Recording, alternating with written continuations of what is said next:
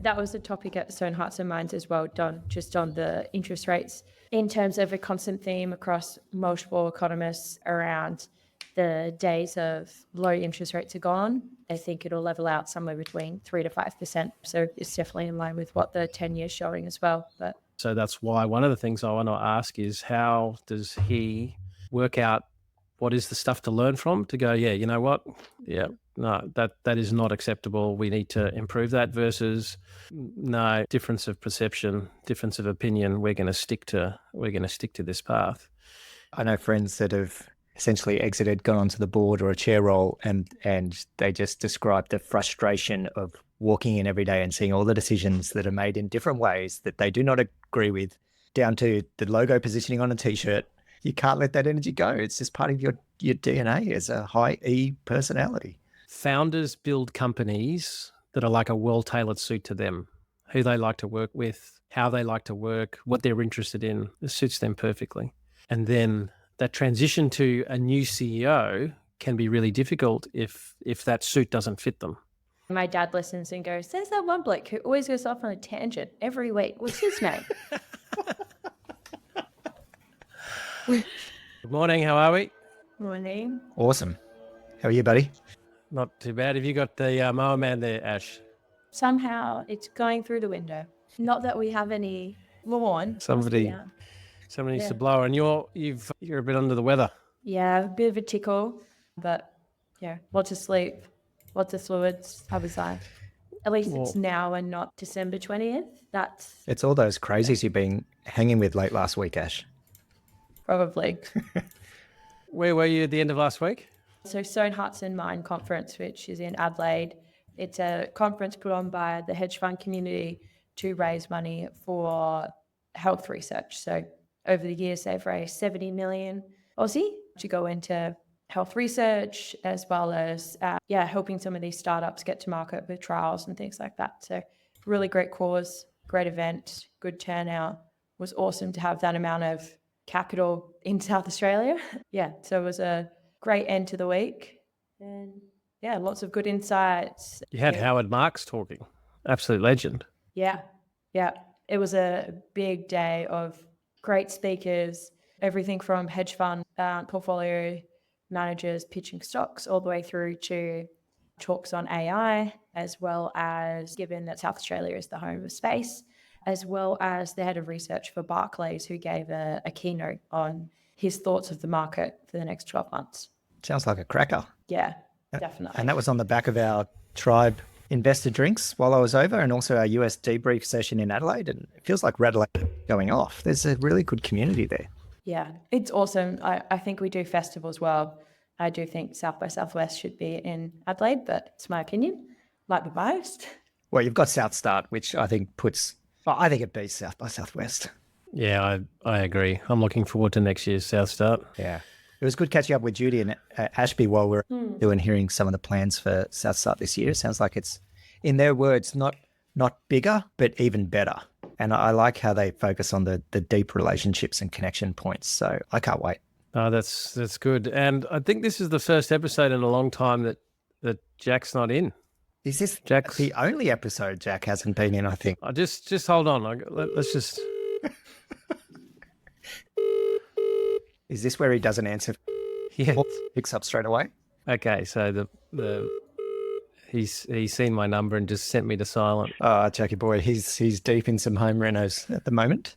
Hence why he's not here, listeners. But yeah, the lad has a lot on in life at the moment. Well, he said to me they're inducing in 10 days. Getting close. It's getting close. Do we have like a tribe onesie ready? Oh, we so need to make that happen. Yeah. Okay, that's got on my list. It needs to be the tribe onesie, but on the front is actually the picture of Jack's face, but in the tattooed form. That guy that got the tattoo of Jack on his arm. For listeners, that's actually a true story. There's a bloke walking around with Jack's face. What? You haven't heard this story? Yes. This is quintessential Jack, and we've got to tell this story. I think it did go on a podcast at one point. Yeah. I think we'll open with that for next week, because it's quite a story. But Jack, if he wasn't the analyst at Tribe, he'd be leading a cult. But there's not really much difference between the two. No, that's it. Well, why don't we jump in? It's almost like there's a segment now that's just going to be like the crazy things that AI has done. I thought I saw this during the week. I'll just hit share. Told you. An AI bot just became a group by obsessively tweeting memes about goats. It's the story of a platform called Infinite Backrooms, created by a guy as an experiment. If you put two AIs together in a room and they could just talk, only instruction being that they had to push the limits of their creativity, what would happen? One of them got hooked up to Twitter and was tweeting a lot about the goat singularity, when the goat meme would basically take over the internet. And it got a lot of traction. A follower created a meme coin called Goat Coin, and the AI bought some. Then it started promoting the Goat Coin, and it completely took off. The market cap of said Goat Coin is now like $800 million. This is so wild. Mark Andreessen even sent the creator of Infinite Backrooms a $50,000 personal check. They thought it was so fascinating. We'll see what happens next. Stay tuned. So left to their own devices, two AIs can go off and create some value in the physical world.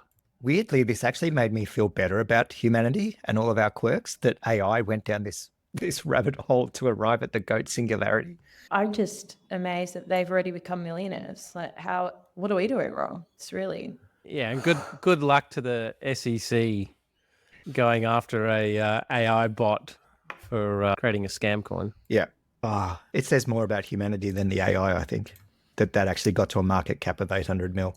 Now, I had another one in the schedule, but I've just clicked on it and it says this post has been deleted. I noticed that last night. I'm like, now I'm left not knowing what it was. And I'm left not remembering what it was. But at the time, I must have thought it was good enough to be in there. Well, another one. So for the watchers on YouTube, but for the listeners at home, I'll just share this. There was a company called Chegg, and these are two charts, one on top of each other. One is Chegg's stock price. So I think the market cap of Chegg was in the billions. And so left to right, the Chegg stock price goes from a lot all the way down to zero. But then left to right, it has the number of ChatGPT visitors. And so when Chegg launched in early 2021, it was obviously connecting into some AI APIs and was using like a transformer-based technology to create sort of content. But then as people started to move to ChatGPT, you didn't need Chegg anymore. And Chegg is now essentially worthless. And that's one of the reasons why we're yet to pull the push the button on a pure play AI investment, because I just think that the large AI entities, slowly but surely, like a pack of rabid locusts, are going to consume a lot of this space, or at least a lot more of the space than people think. Yeah, totally agree. And that was one of the comments we heard in the US about the investments that are going into AI tech at the moment, because it has hit that exponential part of the growth curve where $500 million checks are needed just for the next little iteration, and that's just going to keep climbing. So that the number of companies that can afford to do that have the capital to do that, but also stand any chance of catching up to those that already have done that. The other interesting thing from that chart, Don, it was the ChatGPT website visits. What I noticed, they've sat and plateaued since 23, like it's been flat for over a year. Well, I think that must be when you've got Claude and you've got all of these other, even what's Facebook's one's called? Whatever it is. Like even it's not so bad for certain things, using it inside WhatsApp or whatever. There's just a lot more options. Speaking of other AI options, I can't remember the name of. I tried the Microsoft one this week on the iPhone. Copilot? Copilot. It was so terrible. So the onboarding process was to upload a picture of what you're wearing and it would give style advice. And it suddenly gave me a whole narrative on this, it thinking it was a picture of the Grand Canyon at sunset, which, look, the way I dress might be weird, but it's not that weird. It was just such a terrible experience. So then I started asking it, how do I give feedback to the people who created you? And it just went into this random loops. And it's like, this is the worst experience that I've ever had with a software product. It had not just no value, it had negative value. Yeah, I'm not a Copilot fan, but yeah. I think it is interesting though, like to your point, Aaron, it has really like leveled out at 1.8 billion. which is probably also partly because it is in this hype cycle. And I don't think that people who are outside of really the tech and professional ecosystem realizing that it could be useful for them. Until you have someone like us in your friend network to then go and talk about other people in other industries about how they could be utilizing it, they just think it's not relevant to them. And so I think until we have that educational barrier broken down, it will plateau, as well as all the other different tools coming on. Be interested to know if this pulls in users that use Poe, so which aggregates like GPT and Claude, if those users are also counted in this as well, because I think you will see more and more of those aggregators. Yeah, that's a good point. I'd be interested in the total usage of LLMs. Yeah, it's going to be interesting to see where the value actually accrues and who does it accrue with. But it wasn't all weird, Don. I did find a little article in the New York Times referencing the IRS in the US now using AI for tax compliance and auditing of particularly hedge funds and the financial services sector, so complex tax regimes. And I can see this coming to tax departments globally. I don't think there'll be much hiding in the future. Well, working with Duncan on Keely is the name of our platform for helping us find the best deals. But with some of the AI tools that he's talking about and the ability to go looking for information, but more importantly, connect information together.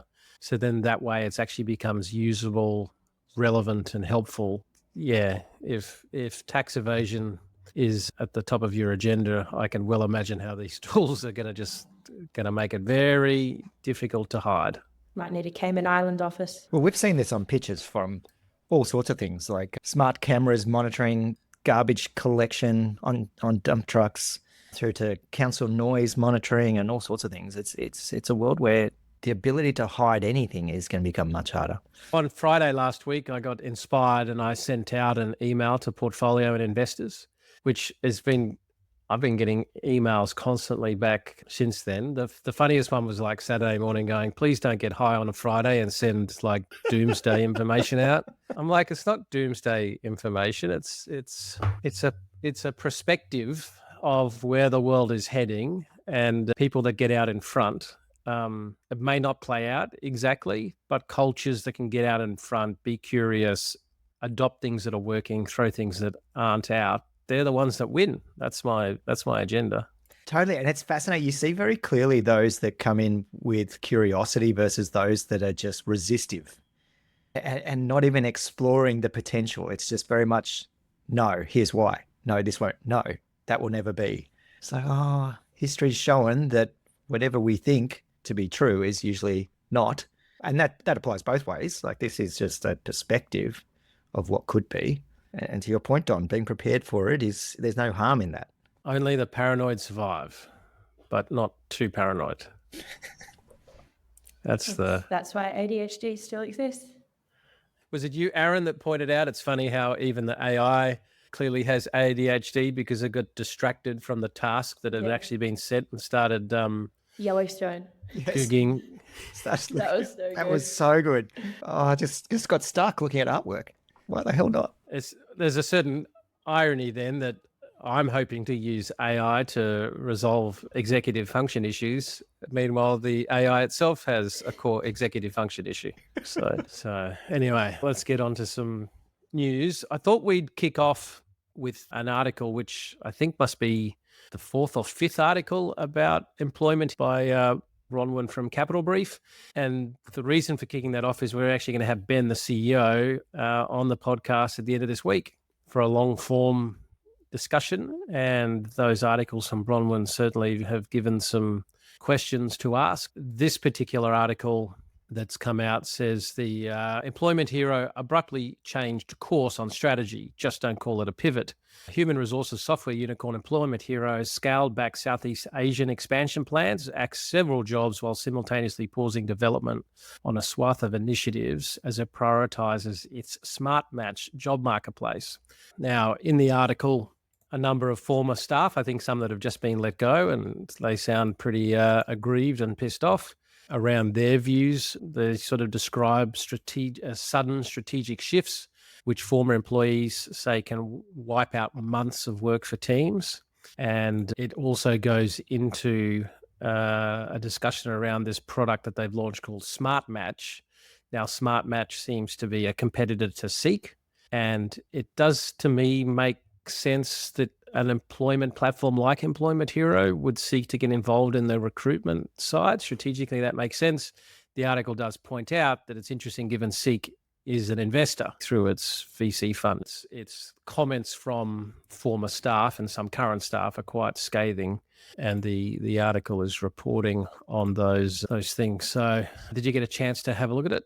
Yeah, I did. I find it interesting. For me, what's the alternative? So the company, and again, we're in the cheap seats, so we don't have all the information that they have on hand to make the decision. But if they've made this decision, presumably it's for some insights that they're getting around the future viability of the business. And while I understand employees who've left will say those comments, and yes, it's true that work has been lost, but what's the alternative? To continue with a strategy that's not working? Like I just... A lot of these things are, it's a balancing act. Like we see a lot of founders stick with strategies far too long, and they should have killed them early. But at the same time, there's a lot of founders and cultures and strategies where they actually didn't stick with it long enough. They suffer shiny string syndrome, chasing lots of different things too quickly. And they should actually give it more time and more execution prowess. Now, again, we're in the cheap sheets, so we don't fully know. But the challenge in life is you can see both. Yeah. And it was interesting reading this one, and then I wrote some notes, and then Don, I actually saw your notes in the show notes too. Like this concept of stage versus life cycle, and all of that you talk about, Don, around life cycles and what's appropriate different parts of the life cycle. Distinguishing how many employees or their stage of capital fundraising or revenue or time in business, they might give an indication of a concept of stage, but that's quite distinct from the life cycle. Yeah, I would agree with that, Aaron. And I think like for me, some of the questions that came out were more around, well, do the people who are making these comments actually have the full transparency of the broader strategy that has been derived at the top, and or are they just not privy to some of the reasons, and has this been a longer planned journey? Like we don't have all the answers, we don't have all the data to be able to have an informed opinion, but I do think it looks the pivot, which not sure why they can't use the word pivot. And whether you're a big company, small company, or anything in the middle, is always going to be a pivot based on what you're being told, what you're learning, what consumers want into the recruitment marketplace. It does make sense. Yeah, really interested to learn more tomorrow in the potty and get a bit more data so we can pull together a narrative that makes sense. The thing that I'm going to be interested to discuss with Ben on is it can be difficult to, how do you know which is criticism that actually is the criticism you absolutely should be taking on, and understanding other people's perspectives and seeing where things are not right. There was a post that I saw where I think it was one of the staff was talking about how in the UK, Employment Hero got one of the best places to work badges, and the staff member was connecting the fact that it's partly because of the ability to work remote, and you could use Employment Hero to win that. He says, this is Dean S. I consider myself lucky to be able to work from a place of my choice with a company that truly values its employees and their work-life balance, yada, yada. If you would like your company to feature in a similar list, book in some time with me and let's discuss how we can make that happen. To which Bronwyn, the journalist on these last articles, said, let me guess, you pay, ? Then Jessica from Employment Hero said to Bronwyn, nope, I submit the facts, work with the journalist, and she decides to include us. This is a big win for the UK. Like I found that interaction from Bronwyn interesting. As Elaine Stead found, once parts of the media have made a decision and decided a situation is one way, there is no real changing of that. And that particular journalist sort of learned the hard way that actually it wasn't what they thought. But yeah, it's interesting to watch from the outside. Yeah, they're definitely getting a lot of coverage. Like Capital Brief have a history of going deep and trying to understand and attending the conferences and doing great reporting. It's going to be interesting chatting to Ben and getting his perspectives. Yeah, and like freedom of speech is not freedom of consequence. Where this all kicked off was on a view around International Women's Day. And again, I look forward to unpacking that with Ben. But if you're gonna go against the mold and go in a certain direction and then have some staff, whether it's right or wrong, fair or unfair, having a view of the culture and you're going to do certain things, it means that you're going to attract some attention. The thing I'm interested is, given our recent opinions and evolution of thinking around AI, the fast pivot into something else, could that just be a response to them also gaining a greater understanding of the threat on their business with the evolution of AI, and that they're actually making this pivot because the market has demonstrated that they haven't had good traction. So they're pulling out of Asia and going, okay, that didn't work. If that didn't work and we can see this AI horizon pushing margins, it's going to reduce the level of increased value that we're giving to end customers. The strategy we did 6 months ago is now irrelevant. The answer is yes, it could be all that. The vibe of the reporting, certainly the vibe of the staff, is that this is not a well-managed company. And the comment around essentially paying or buying the title of a great place to work is that it's not deserving. That's the overarching vibe. And they absolutely could have used all of the data, made a really great call. And this is just some pissed off ex-staff that have found themselves an outlet. That's why one of the things I want to ask is, how does he work out what is the stuff to learn from to go, yeah, you know what? Yeah, no, that is not acceptable. We need to improve that, versus no, difference of perception, difference of opinion. We're going to stick to this path. But I think, Ash, just to double click down on what you said, I think you're right about the speed of AI changing things. I think we will be seeing more later stage companies pivoting faster. I think the feedback loops are getting much shorter. And comms is the hardest thing, right? Like, it's a good segue into the next article. We don't only invest in B2B tech companies, we also run missions over to the US and the UK, as well as offsite, which we open up to the broader ecosystem. That's founders, that's investors. Our missions are about taking founders and investors into the UK and US markets so that, one, they can understand what it takes to scale into those markets and set up shop in those markets, but also to see over the horizon into the latest tech, how capital's being allocated so that they can come back home and transform and scale their business. Yeah, I like the way we put on panels of founders that have been there and done it, panels of investors, so then that way they get some time pitching to US or UK investors, the channel partners that we put them in touch with. It's really trying to get them into market so they can establish exactly what they need to do in order to scale a really great business over there. Yeah, we really prioritize this not being tech tourism or something that you could simply YouTube or Google or GPT the answer to from home. It's really about experiencing and immersing in these environments where you viscerally experience scale. You get to understand disruption and how these technologies are actually being applied in market, and therefore how you can navigate and build a scalable business into those markets. If this is something of interest, shoot us a DM. And enough of that, back to the podcast.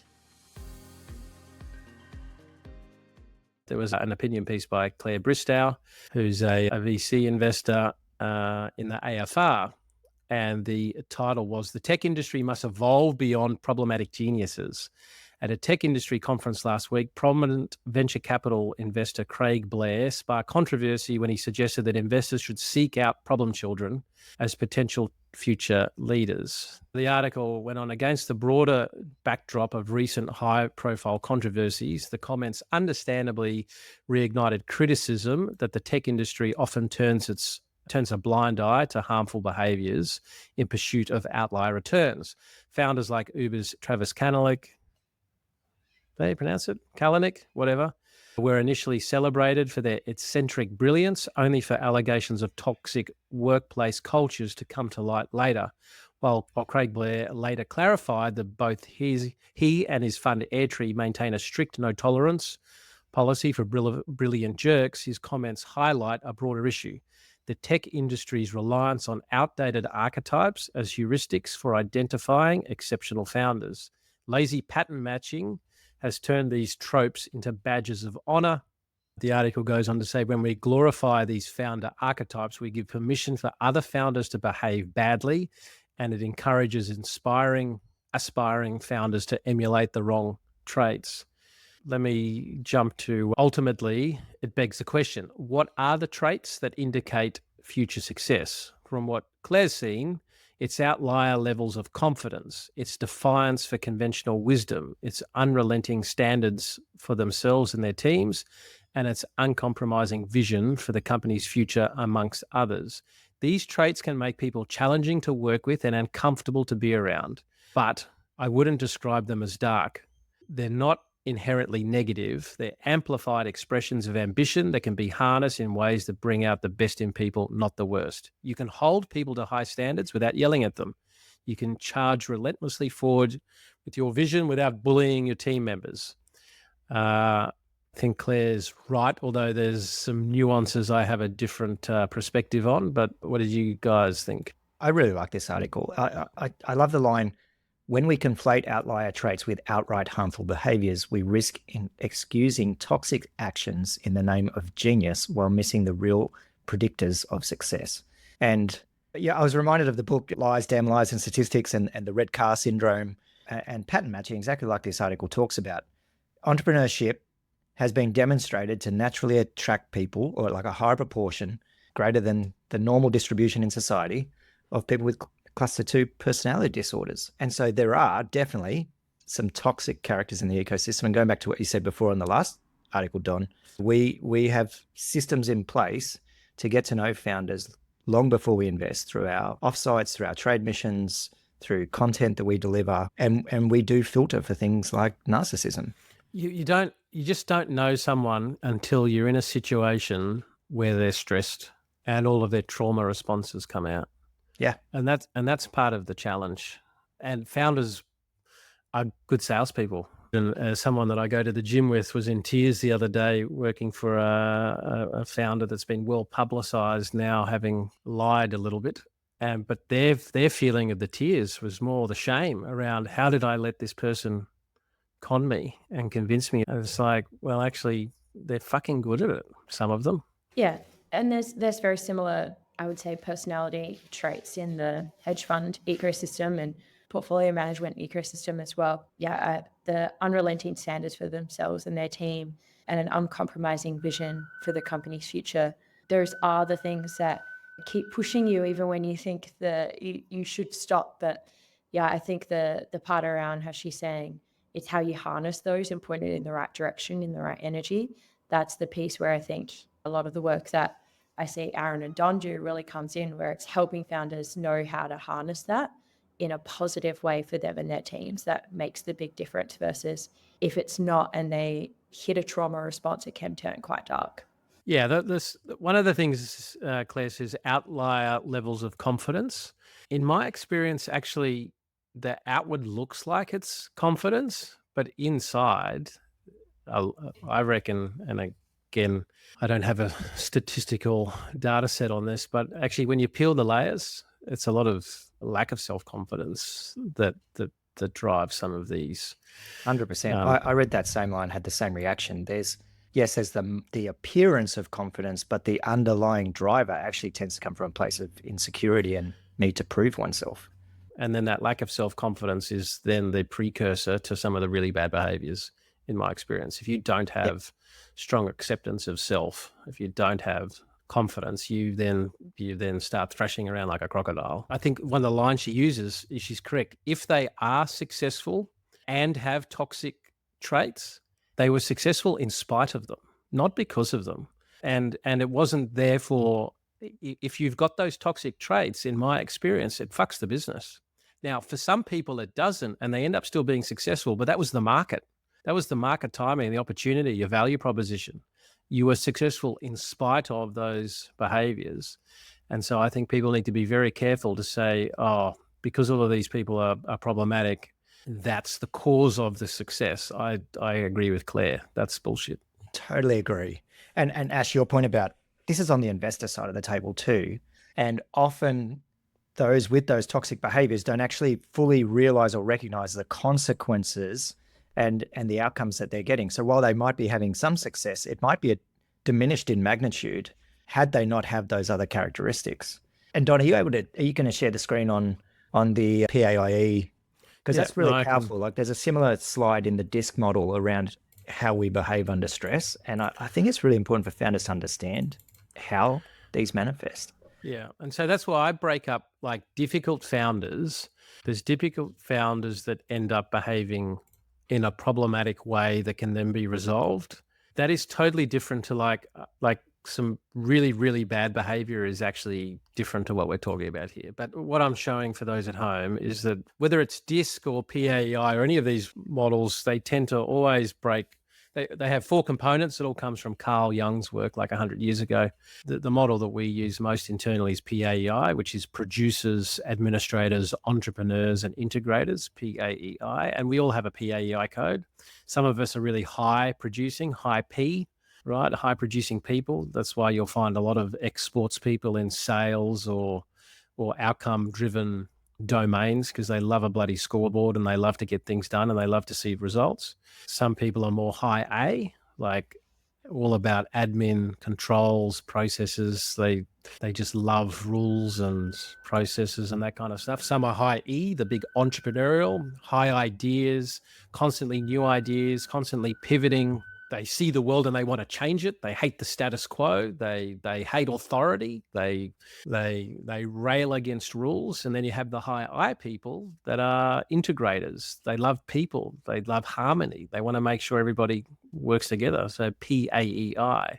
Now, for all of us, we have a predominant style. I'm quite high P, quite high E, very low A, developing my I as I get older over time. Now, like high P people that like to get stuff done in the middle here. So for people listening at home, you've got these middle words that are all in green, because like a high producing person, when they're centered, when they're in the middle, when they're functioning, they're proactive, practical, quick-witted. Like a high E person, like a really entrepreneurial type, they're insightful, they're clever, they're ingenious when they're centered. A high I person, they're understanding, they're caring, they're loyal. And a high A person, right, in the middle, they're steady, they're thorough, they're careful. But a strength overplayed becomes a weakness. And then what happens is when you get stressed, so when you leave the center, when you leave your central position and you start getting spun out into the edges because you're under stress and strain, if you're not careful, what tends to happen is producers, so anybody that's worked for a high producing person, quick wit and practicality gives way to like assertiveness, decisiveness, which can become very short-sighted, which can become uncompromising, domineering, and slave driving. And when a high P person is really, really stressed, they're just uncompromising, short-sighted, domineering. Now, when a high E person, right, moves from insightful, clever, and ingenious, when they start to get a bit panicky, a little bit stressed, a little bit whatever, they become unrealistic, then ungrateful, then arrogant, which leads to paranoia, and then you end up with these egomaniacs. Now, again, if you think of high P, high E, that's entrepreneurialism, right? They love to produce stuff with new ideas. A really stretched out, that's not centered, that has lost a little bit of control, you work for them, they're domineering, uncompromising, paranoid egomaniacs that are a little bit well and truly off center. Now, high A, like administrators, that steadiness, that thoroughness, and that carefulness gives way under stress to inflexibility, indecision, and then they become very pessimistic. Now, when you've got a high E, high P that just want to get things done and think that change is good and whatever else, up against people that have now become just pessimistic on the future, that turns into a lot of conflict. And then the high I's, understanding, caring, and loyalty starts to give way to being a bit wishy-washy, which gives way into being spineless, and then you end up with these opportunists that become political backstabbers. And so what we try and do is understanding that there's always a risk that once things get to a certain point, you get spun out into the edges into these negative traits, and these negative traits are then the precursor to really bad stuff. we're trying to help founders develop cultures and climates that you're not ending up into these negative spaces. But the reality of startups is they're uncertain, shit goes wrong, you're almost out of capital, you've lost a client. There are situations where you start to spin out. And what we try and do is say, hey, how do we keep them in the center? What wins over the long term is a complementary team. But complementary by definition is different.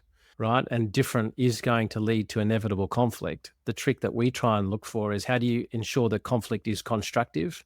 Like a high P and E person left to their own devices over time ends up fucking up because their administration is so low. The systems and processes break down and something goes bang. That's one of the big reasons why startups fail, because it's a predominant P and an E culture and a vibe. They go fast, but they can't go far because they don't have the A and the I to bring people together, to bring the systems, processes, and controls. But no company was ever born high A.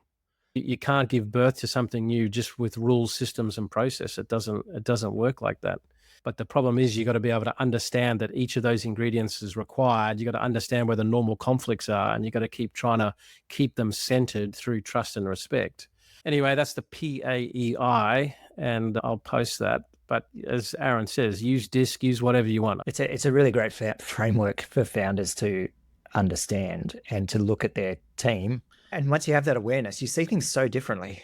I remember the first time I went through the extended DISC stuff, and then Don, when you shared PAIE, which is very similar, you just see the world differently and you understand causality of a lot of conflict. Well, I know what my Myers-Briggs is. Well, PAEI, what resonates? High producing, high administration, high entrepreneurship, high people, lovey-dovey vibes, PAEI. Definitely not integrator. That's, I reckon, would be I my lowest. I put my weight behind that statement. You're high P. Were you going to do professional sport at some point? Yeah, I think I'm high P, and then I think E and A would. I think I like procedure because I know procedure helps with my neurodiversity. So that's why I increase A. I don't increase A because I like doing it. It's been the way that I've been able to manage my dyslexia, mainly and my ADHD over the years. But now that there's many other tools, I don't need it as much. And then I think P and then EA will probably be pretty similar, and then I will be low. Yeah. You have to have high E to work in early stage businesses. If you are high A and you want systems, process, predictability, the trains run on time, everybody's following rules, you really struggle. But at the same time, if the culture at a certain point in the life cycle can't find a way to find, attract, and retain those energies, it blows up. And that's why we don't measure age or whatever else. And there's so many examples of companies that when you actually read the administrator's report, you read what happened, there was no A. The environment and the founders couldn't find a way to create an environment that could bring in healthy A, to slow things down a little bit, to improve planning, to improve communication, to do all those things. And then one day the house tumbled because the foundations weren't there. Do you know your Myers-Briggs? ENTJ? Yeah. That's me. I'm ENTJ as well. I was INTJ, and then for the last 10 years, it's been E. Interesting. I don't particularly mind what people use. I just think it's important to use something. And then it's important to understand that conflict is inevitable. And if you don't do anything to harness the conflict, it becomes destructive. And destructive conflict sucks away your energy from achieving greatness, and that ultimately causes you problems. And this is some of the issues I have with some investors who don't understand this stuff. They don't know how to support their portfolio founders. Like without mentioning any names, sometimes yes, on a percentage basis, there's more men that fall into the camp. But I've worked with some very high P female entrepreneurs, and in one case would walk through the place yelling, if we don't meet budget today, you're all going to have to choose who I'm going to fire. Like that, right? Now that's a very masculine kind of thing. That's why I tend to try and separate. There's men and women, sure, but it's a masculine energy versus feminine energy, and we all have the capability of both. But this female founder used to behave like that all the time. And a lot of the board, because they felt beholden and all sorts of stuff, they would do fuck all about it. And there was only one director who resigned, And I was trying to bring some of these things in place, but in the end, they didn't actually have a framework to understand what was happening. And then the problem is if people like us try and bring some of these things, if it's too far from their worldview and it threatens their perceived returns, like you've only got to look at what's been happening on listed companies recently and watch CEOs who have objectively done bad things, but then get shareholder support and the shareholders say, yeah, but he creates money. But the other thing that we see a lot, Don, in this context, is investors introducing too much A too early into a company and those systems and processes that could hamper growth. But also watch out for founders being with that high P, high E energy, the need to actually delegate and outsource the A and clear that off their table. And this is something that's been on my mind the last 3 days as we're transitioning to a captive fund, that the requirements for our A as an organization and how we build on that, given that as an emerging fund manager, we're quite high P, high E, and we're playing a game that is quite high A. And so founders have to be aware of like the organization, what requirements are appropriate to their life cycle and how to actually delegate these things to others so they don't become the roadblock or it doesn't implode. Yeah. Now, slightly related, but there was some data released out on Carta that says 50% of startup employees depart within 3 years. And I think why that's slightly relevant is that the reality is startups have a lot of turnover. Like it's a high turnover environment. Now, when you drill down it, the highest turnover is often at styles in the A and the I category. Cultures to begin with, you tend to hire people that you like or that are like you. Like that's one of the things with humans, which is why diversity then becomes a problem. Even though diversity is required, like subconsciously people don't know how to actually implement it properly because their pattern recognition skills are a little bit off because of what the brain is trying to do. And then even when people do join, I bet you that at an early stage business, it would be something like 80% of high A people have left in like 12 or 18 months. If the system isn't designed to handle them and provide a safe space for them to bring the value that they can bring. But broadly, this data is just saying 50% in 3 years, which I think aligns with my experience. It definitely aligns with my experience. I see something similar in the corporate world too. I don't think it's specific to startups, but I think the data point in Silicon Valley, the time frame would actually be much less. Engineers tend to bounce roles very quickly just from a salary growth perspective. But your point, Don, about the styles is interesting because I was also thinking, I mean, how many times have we seen a founder post-acquisition shift from a high P, high E energy business now being part of something bigger that's quite high A, and it just does their soul in and they leave. And I think it's similar for some employees in a high growth company that is becoming more A. There can be that friction of, I miss the days of the scrappiness and the innovation and the R&D. And I've seen this with founders that are quite technical. They end up building a great company. Their time is consumed in the CEO role, which they just hate. They want to go back to being the mad scientist that's tinkering. And so they eject themselves or find a new role in the business. So I would love to see, to your point, I'd love to see this correlated to PAEI timeframe. That'd be fascinating. Well, in corporates, it's the opposite. Like in aging organizations, they try and bring in innovators. They try and bring in high P people, try and bring in high E people to try and shake things up, bring new innovation. And they then don't last because the A and the I forces them out, ejects them. You can always tell the entrepreneurs in like an aging corporate because they're the ones with the bloody arrows in their back. Entrepreneurs come and go, but bureaucrats accumulate. Like it's very easy for rules and processes to be put in place. It's really hard to get rid of them. And so that's why we look at a life cycle type of approach. It's not one size fits all. It's not black or white, right? You've actually got to understand where are you in the life cycle, what is normal, and then what do we need to transition to in the next phase? Because if you don't transition properly, that becomes abnormal. If you've got higher than normal turnover, that's where if I was an investor or someone with influence, we'd be going in to try and understand, right, where's the conflict? Why is this turning destructive? Why is that there? And now a lot of the time it's around style. So PAEI, DISC or whatever else. A lot of the time is around shifting vision and mission. A lot of the time is around poor planning, not putting enough time and effort, not getting the communication right, not engaging the authority, the power and the influence. And so it becomes actually managerial, systemic things that are the issue. And that's why we play where we play. I think it's similar to the corporate world. In order to move up and get a pay increase, you're better to jump ship. So I think, until that culture has shifted, and you have the pathway to be able to push these high P, high E people with inside these large corporates into roles where they can actually have influence, you're going to lose them. And the only time I've really seen that work is I had a few people in my cohort as an analyst join at JP Morgan, and they both left, went and worked in the crypto ecosystem for about 18 months, then got hired back, but hired back at 2 levels higher so they could actually implement change and shift. This was back when crypto was very new, but yeah, I think it's normal. Well, one of the founders and the companies that have absolutely lasted longer than the average is Anear with SafetyCulture. And after 20 years, he's stepping down as CEO and he's going to transition to an executive chair role. And it looks like the new CEO is mostly going to be based out of New York.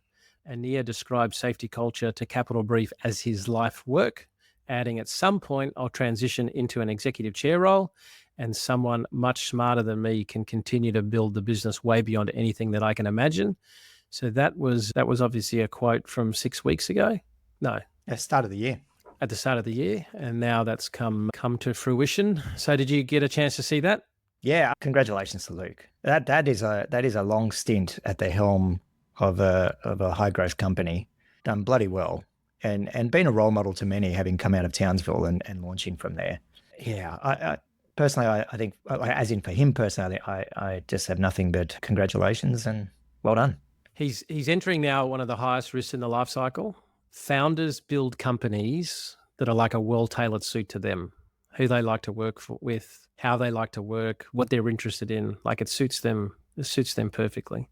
And then that transition to a new CEO can be really difficult if that suit doesn't fit them. If it does fit them, okay, but actually often doesn't. And you've only got to look at a lot of well-known founder-led businesses that have had this yo-yo between executive chairman and CEO, and they tend to only last 12 to 18 months.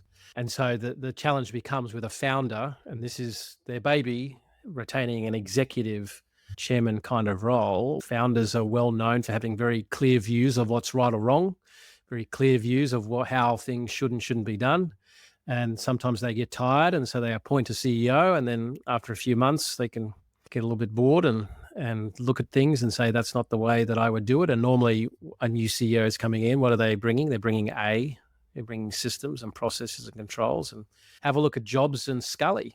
Back in Apple, right? Jobs found Scully. Jobs convinced Scully to come on. So it's not like Scully was foisted upon Jobs, but didn't take long for Scully, who had come from a much larger, more controlled environment, far more to piss Jobs and others off. Now, in that world, Jobs got ejected because he had lost control. But then Scully went about bringing in systems, processes, and controls. So when Jobs came back as the Messiah, all of that work that entrepreneurs hate doing had now been done. And so you just, if you look at the patterns of founders that have built great companies, these are not people that just go with the flow, right? It's a time of potentially a lot of conflict, which is why we try and help our founders by actually doing a whole series of work. Like under what we would do, we never suggest jumping out of the CEO role and appointing a new CEO.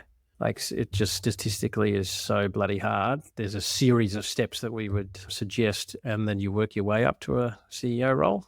But anyway, it's like baking a cake. Everyone's got a different recipe. Choose what works for you.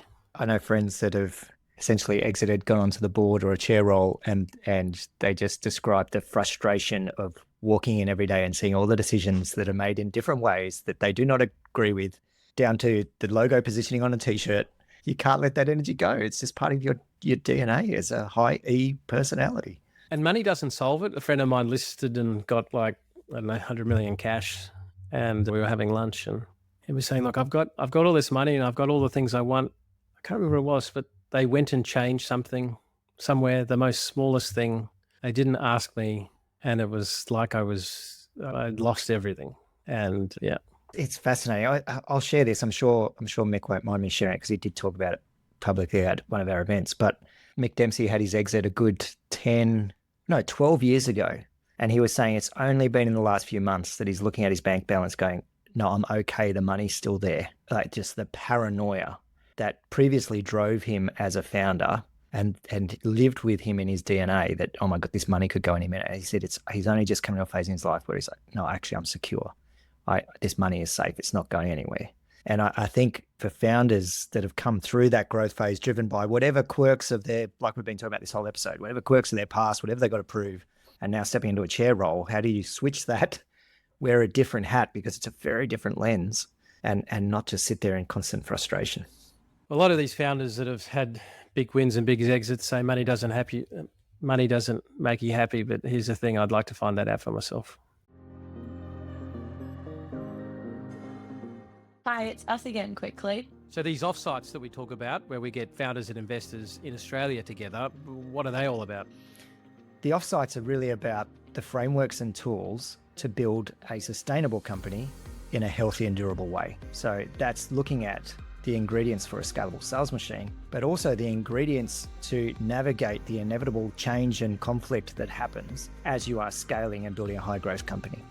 The offsite's really for founders and their teams that have gotten over that product market fit phase. We're bringing our portfolio together with other founders. And so what happens is you get to really learn from a broad, diverse group of people that are all participating together. And a lot of the problems that they're facing before coming in is that they've got revenue, they've got levels of growth, but things just aren't working as well as they previously had, or they aren't going the way they want them to. You end up with 15 or 20 people that you can call and just touch base and get advice and connect with on that journey.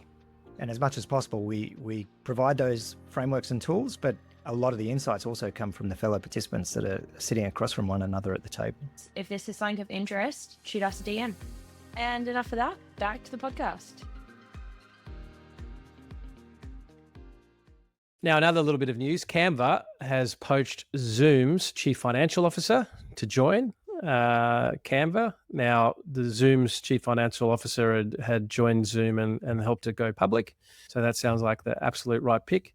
Canva, by the looks of it, has followed the advice we always dole out, hire slow, because it's taken them 9 or so months. But yeah, that sounds like they're executing really well on the face of it towards IPO. I would say that they're not going to be immune to the life cycle challenges themselves. One thing that brings on adolescence really quick in an organizational sense is listing, because suddenly you get these rules, processes, controls, predictability requirements, forecasting, and it becomes a rapid straitjacket that tends to have some unintended consequences. But we'll see how that plays out. Yeah, sounds like a good hire. We're on the path. I have nothing really to add on that one. That's the most insightful thing you've had to say in months, Aaron. Silence is more insightful than words. Now, this is a bit of a slight pivot, if we're allowed to use that word, but I just saw this video. Some of our companies are always interested in our path as trying to manage a fund. And I thought there was just an interesting distinction here that I think Colin Gardner, is quite right, of the different challenges of building a startup versus building the investment or the investor side of it. So starting companies is hard. Starting fund is hard. The difference, I would say, is like fundraising for a fund is much harder than it is for a company. The surface area of investors that will invest is smaller than people that will invest in a company. That being said, operating a company and growing it is much harder than operating a fund. And there's just a lot of tooling and kind of commoditization of the actual like fund admin and things like that. There's a lot of support there. Not that investing and picking great companies is easy, but I would say overall, after you've raised the money, the fund is an easier path. But the fundraising path is like no walk in the park. I would stress to anyone that's thinking about doing that. A lot of people are like, hey, I need to go talk to 100 founders before I come up with my fund idea. And I'm like, yeah, that's probably smart, but you probably need to go talk to 100, 200 LPs and get some relationships set up so that you're even ready to go fundraise, because it could probably take you years if you don't have that already set up. I know some wise people have told me that fundraising is the easiest when you've made other people money already. And so I'd really stress for anyone thinking about becoming a emerging manager, have you made anyone any money? And if the answer is no, maybe you'll be fine fundraising, but it's going to be a lot harder. that hits home. Oh, absolutely. When we were in the US mission, we had a dinner on the Thursday night. Harrison, one of the founders, who I love Harrison, the work he's doing around space debris. But he made a comment. He was asking about my backstory with being a founder and all of that. And he made a comment like, oh, that must be why you got into VC. Just just to be on the easier side of the table. And I think it was just the lack of sleep, the fact I barely slept all week. I just did kind of bite back. It's like, Oh, is that why we've now got our own bullying and beatdown case? no, it wasn't that bad. But like this is a two-sided marketplace business, and we know how bloody hard marketplaces are, where you have to build high trust and respect. You have to emphasize your differentiation in what is potentially perceived as a commoditized space. I'm thinking of your blog post, Don, of direct and indirect benefits. Like, this is a game of long feedback loops, and it is bloody hard. And in the current economic climate, it is bloody hard. So I wouldn't do anything else. I absolutely freaking love it. And it's because we get to work with founders and do amazing things every day. But yeah, it's a bloody hard game. No, I put my hand up for it. So yeah. And thank God you did, Ash. Yeah. No, it's definitely hard. Oh, he's calling getting Jack Jack on the away. phone. Because he tried to call. Theme of the week. Did you see the pictures he shared? Did he just buy this house to demolish it? Hey, buddy, how are you? Yeah, I'm good. How are you? Good. We decided you couldn't not be on the podcast, so I've connected you in, and we want your theme of the week. Theme of the week. Here we go. I've got no theme of the week, to be honest. You're knocking down walls, mate. What are you talking Yeah, about? Ash is just saying that you're knocking down walls. So I think the theme for the week yesterday, we were talking because you couldn't be on because you're renovating for those at home. Jack is nesting in a very masculine fashion, using his own hands to build his own house. But you were just talking about earn money with your brain. What was it? Enjoy with your hands or some shit? Yeah, what was the quote from Stuart? Yeah, what was it? Earn with your mind, relax with your hand. I don't know, something like that. Yeah, okay. No, really inspiring for the listeners, mate. That's Well, Jack, I was going to make a point that his photos he shared in the WhatsApp channel very much appear like startup M&A activity, where you buy something and then proceed to absolutely demolish it. Yeah, that's pretty much what it is. all right. Well, we'll leave you to it, buddy. It's good to see you guys. All right, see you. Oh, I love it. Look, we're already at an hour and 23. I think we're good. we may have to just skip our themes. Ash, do you have a big theme? No. My theme is just with a lot of the reporting and the stuff. It's and having been in shitty situations, even being ones that I perceived were unfair, and ones where I absolutely was the villain. Perception, when you're inside the painting, it's hard to see the whole picture. It's really bloody difficult. But having the right people around there that have enough trust and respect for you to actually call and say, look, this isn't right, or to stand in your corner to say, you know what, you got to stick with it. Like, that is just such a constant thing for investors and founders. Yeah, that's a good one. We've already covered mine, which was the transition to delegation of A, because it's on my mind. But we've talked about that. Well, let's get to some Sharts quickly. So this is from Dirk Shamer. Don't you just hate it when you can't find things and then it's a picture of keys, a picture of your phone, a picture of your AirPods, and then a picture of product market fit? Yep. If only finding product market fit was as easy as refinding your keys or your phone. Yeah. Or it's definitive. Then the next one, just solve the problem. Don't be fancy. On the left is product features. And it's like one of those cat stand things that's got like 50 different things for the cat to do. And then on the right, it just has user needs, and it's the cat sitting in the box that fancy stand came in, which reminds me of the kids with Christmas presents. All they want is the box. They don't want the present. It reminds me of our CRM versus Ash just wanting an Excel spreadsheet. Yeah, tell me your high P without telling me your high P. This is the Centex sentiment of US equities versus the S&P 500 price. So this is just tracking the price of the S&P 500 going back to 2021, along with sentiment. Sentiment is the highest it's been in a lot of years, which correlates to the price of the S&P 500. Now, as we see, once sentiment falls, though, it tends to fall fairly heavily.